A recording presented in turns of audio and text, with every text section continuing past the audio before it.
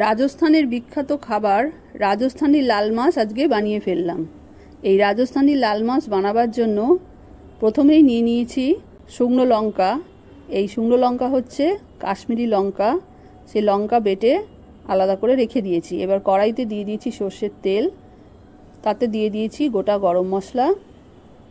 এবার ওর মধ্যে কুচনো পেঁয়াজ দিয়ে ভালো করে অনেকক্ষণ ধরে ভেজে নেব, কিন্তু আবার বেশি কড়া করে লাল লাল করে ভাজার দরকার নেই। এই ভালো করে ভেজে নিয়ে এইবার এর মধ্যে দিয়ে দেব মটনগুলোর পিস অবশ্যই চাপের পিস নিতে হবে। পিঙ্ক কালারের চাপের পিস এই রান্নার স্বাদ দ্বিগুণ করে দেবে। মটনের পিস যত ভালো হবে তত কিন্তু এই রান্নাটা খেতেও সেরকম সুস্বাদু হবে। ভালো করে এইবার আবার এই পিসগুলো দিয়ে ভালো করে কষিয়ে নেব। এইবার দিয়ে দেব নুন, তারপরে আবার দিয়ে দেব হলুদ গুঁড়ো। এইবার এই হলুদ গুঁড়ো দিয়ে আবার কিছুক্ষণ কষিয়ে নেব। এই রান্না পুরোটাই অল্প অল্প আঁচে কষিয়ে কষিয়ে কিন্তু করতে হবে। তাড়াহুড়ো করে রান্না করলে কিন্তু এই রান্না ভালো স্বাদ হবে না। ভালো করে কষিয়ে নিয়ে এইবার এর মধ্যে দিয়ে দেব বেটে রাখা রসুন ও আদা, তারপরে দিয়ে দেব বেটে রাখা শুকনো লঙ্কা। এই লঙ্কা দিয়ে এবার আবারও ভালো করে কষিয়ে নিতে হবে। এই লঙ্কা বাটার ওপরেই এই রান্নাটার স্বাদ হবে।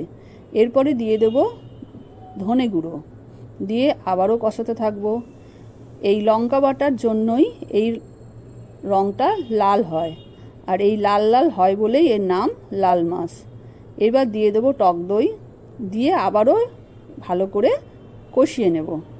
এইবার এই টক দই দিয়ে কষিয়ে নিয়ে এর মধ্যে অল্প একটু গরম জল দিয়ে ভালো করে মাংসটা সেদ্ধ করে নেব। মাংসটা সেদ্ধ করে নিয়ে ওর মধ্যে দিয়ে দেব ঘি দিয়ে আবারও একটুখানি ফুটিয়ে নেব। এইবার তৈরি হয়ে গেল রাজস্থানের ফেমাস লাল মাছ। বাড়িতে অবশ্যই একবার অন্তত বানিয়ে দেখবে এই রাজস্থানি লাল মাছ। এই রাজস্থানি লাল মাছ গন্ধ এবং স্বাদে অতুলনীয়। রাজস্থানের প্রত্যেকটা বাড়িতে এই রান্না কিন্তু ফেমাস। রাজপুত ঘরানায় এই রান্না বেশিরভাগই ছেলেরা করতে পছন্দ করে।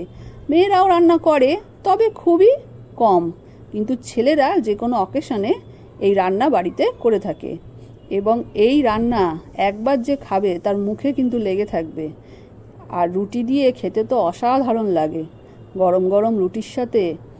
আর যদি থাকে রাজস্থানি লাল মাছ, আর সাথে যদি থাকে কাঁচা পেঁয়াজ, তাহলে কি দারুণ হয়, তাই না?